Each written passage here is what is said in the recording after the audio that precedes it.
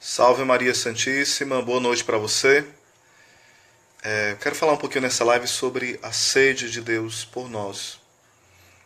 A gente pode perceber que no encontro de Jesus com a samaritana, no Evangelho de São João, o Senhor pede água àquela samaritana. Assim como na cruz Jesus fala, tenho sede. Sem dúvida essa sede era pelo ardor, pelo calor, pelo fogo de amor que consumia Jesus. O próprio Espírito Santo, que é o amor do Pai e do Filho. E sem dúvida a sede de Cristo, mais do que uma sede física, não estou negando esse tipo de sede, ela existia também, Jesus como 100% Deus e 100% homem, mas a sede maior, quando Jesus fala na cruz, tenho sede, era a sede da humanidade, a sede dos homens e mulheres que vão se perdendo por não conhecê-lo, por não amá-lo, por não reconhecê-lo como Senhor. E quando ele fala para a samaritana, tenho sede, sem dúvida era sede que ela conhecesse de forma profunda o dom de Deus. Ele, que é o verdadeiro dom do Pai para nós. Ele que nos dá o Espírito Santo também. É interessante que ali existem duas sedes. Jesus também está com a sede física também, e ela poderia saciar essa sede física. Jesus está com sede da alma dela para que ela possa ter um encontro pessoal com Ele, e ela também pode corresponder e saciar essa sede. Mas também aquela mulher tem uma sede que aos poucos ela a princípio não vai entendendo. Ela acha que Jesus vai dar uma água mágica para ela, né? Jesus fala o seguinte, que se ela soubesse o dom de Deus, né, do verdadeiro dom de Deus, se ela reconhecesse, se ela soubesse, ela mesma pediria a Ele da água, da qual, quando alguém bebe, não tem mais sede. É uma água que sacia a nossa sede do infinito, a nossa sede de infinitude.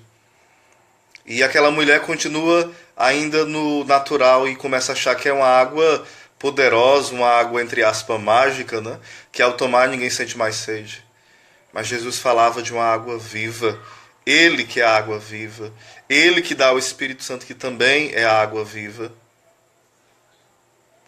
Um abraço, Wagner Lima. Deus te abençoe, meu irmão, também. A você e toda a sua família. Então ali houve o encontro de duas sedes. Cristo poderia saciar a sede daquela mulher, e aquela mulher, sem dúvida, poderia também saciar a sede de Cristo.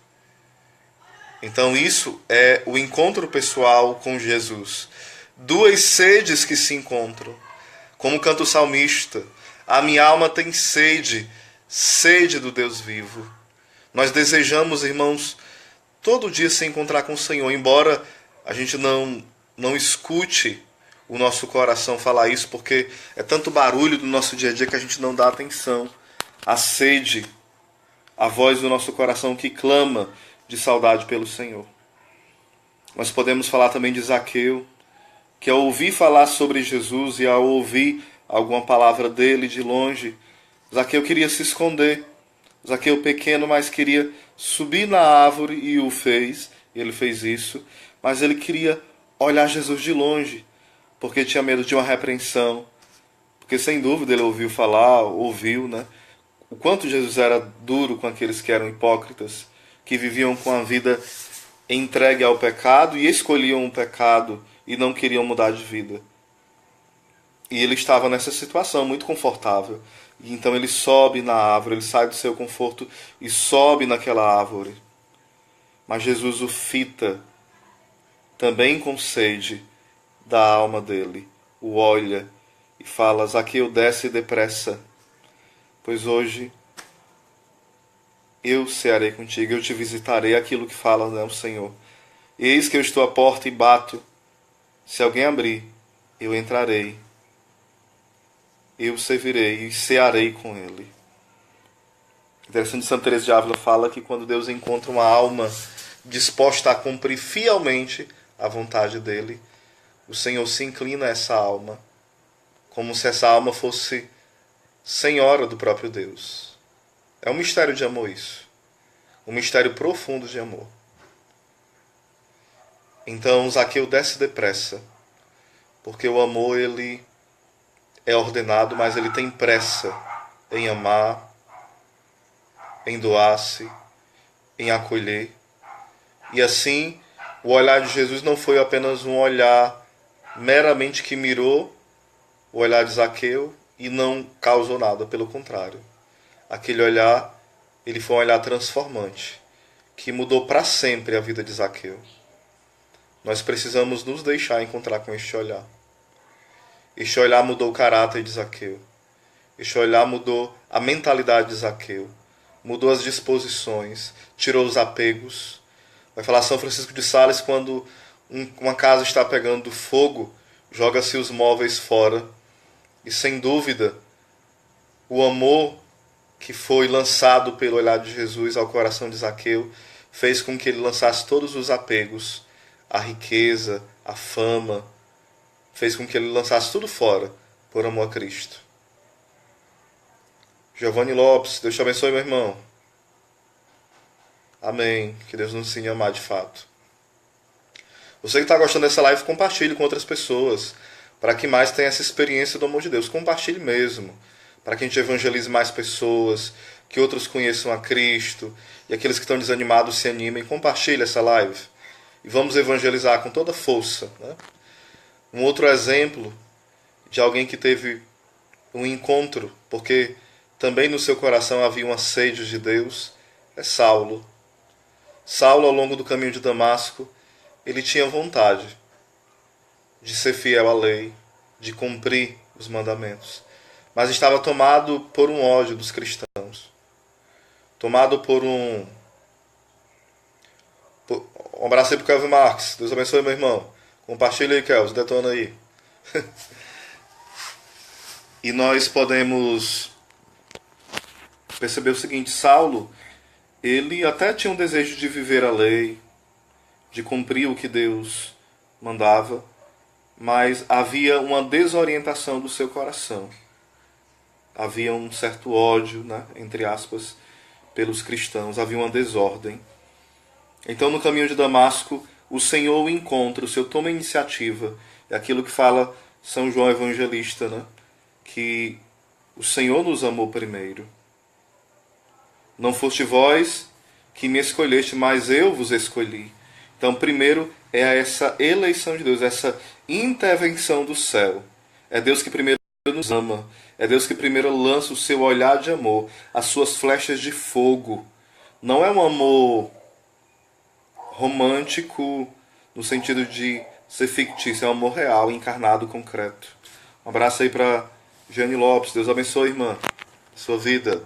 Ó, tem uma galera aí participando já, compartilhem para outros irmãos, tá bom? Vamos evangelizar, compartilhem na sua página, no seu Face, para que outros tenham essa experiência também com o amor de Deus, tá bom? Essa live é esse propósito, que as pessoas sejam encontradas por esse amor infinito, que tudo transforma.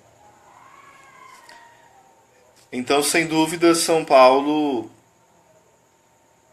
era muito inteligente, sabia o latim, o grego, o hebraico, né? E poderia ser muitas vezes tentado à vaidade espiritual, que é muito mais perigosa do que a própria vaidade material, a vaidade das roupas, a vaidade de outras coisas. São Paulo poderia ser cercado porque ele era muito prendado, né? de dons. E o Senhor intervém na vida daquele homem que tinha um coração reto. O Senhor intervém e ele cai. Ele cai para levantar-se. E quando ele cai, é atingido por uma forte luz e pela voz que fala: Saulo, Saulo, por que me persegues? Um abraço aí para Helena Silva. Deus te abençoe, minha irmã. Amém a nós todos. E quando ele pergunta quem é aquela voz, quem é aquela pessoa, ele fala: eu sou Jesus a quem tu persegues. Saulo, ele naquele momento fica cego durante 3 dias.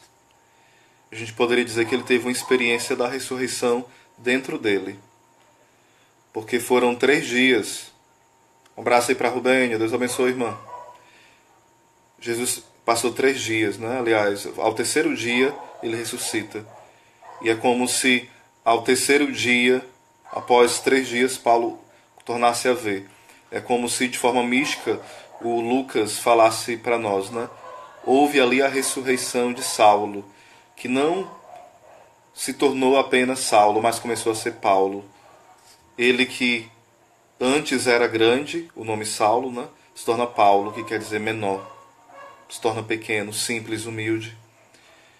E sem dúvida, dentro dele havia escuridão. Assim como na sexta-feira houve escuridão. Assim como no sábado santo houve escuridão. Mas no domingo da ressurreição houve luz. Então isso quer dizer o quê? Que dentro de Paulo ele foi visitado por essa noite que era necessária para purificá-lo. Mas também nós podemos dizer que a luz nos seus olhos, ela sumiu, porque penetrou uma luz interior. Ou seja, ele não enxergava mais aqui, mas ele enxergava aqui. E depois Deus vai restituir, através de Ananias, também a visão física. Ou seja, ele se tornou cego por um instante, mas na hora que ele se tornou cego, ele passou a enxergar de verdade. Irmãos, quantas vezes também nós somos assim? Nós somos cegos. Cegos porque não sabemos amar, cegos porque não sabemos perdoar, cegos porque achamos que os dons que Deus nos deu é nosso, é mérito nosso, é porque nós somos bons, é porque nós sabemos de tudo. Até mesmo às vezes em falar de Deus, em fazer uma live como essa, a gente pode ser tentado a se orgulhar. Isso é uma tentação tremenda do demônio. Nós recebemos as graças de Deus e achamos que são nossas para o nosso orgulho. Por exemplo, Santa Teresinha, né? Ela falava que muitas vezes nós somos como uma criança que, por exemplo, o pai toda semana coloca uma moedinha no bolso da criança. Aí a criança vai juntando as moedinhas e chega um tempo que a criança junta aquelas moedas e compra um presente para o pai. Morta de feliz, né? Mas quem foi que deu a possibilidade, o dinheiro, para a criança comprar o presente para o pai? O próprio pai. Então, nós somos crianças, devemos ser, né? Puras, humildes, simples, que perdoa sempre. Então, Jesus vai nos dando a sua graça, todo dia, toda hora, a todo instante. E quando a gente faz atos bons, temos pensamentos bons, palavras boas, frutos bons, abundantes, a gente não deve se orgulhar. Oh, puxa, como eu sou bom, eu estou me garantindo agora eu rezo, agora eu sou generoso, agora eu sou honesto, agora eu sou casto, agora eu não me masturbo mais, eu não adultero, eu não faço isso, eu não faço aquilo. Glória a Deus que você não faz. Mas é para a glória de Deus. Não é para você se envaidecer, se achar melhor que o outro, se achar melhor que todo mundo, não. Gente, o orgulho nos leva a cair de volta nos mesmos pecados, ou pecados piores. Vamos ter essa atenção, né? Porque é pelo orgulho que nós voltamos para o abismo. Quanto mais nós temos dons, e dons grandes, mais nós seremos cobrados por Deus. Não é para a gente ter medo. É para ter um medo sadio, claro, mas não um pavor e desespero. Mas quanto mais Deus te dá, mais Ele vai exigir que você devolva em amor, em gratidão. Se Deus te deu vários filhos, eduque para o céu. Se Deus te deu um filho que tem problema, às vezes é especial, ou Deus te deu um marido que é difícil de conviver, ou Deus te deu um colega de trabalho que é difícil de conviver, use isso como meio para que você se santifique, para que você possa crescer na santidade.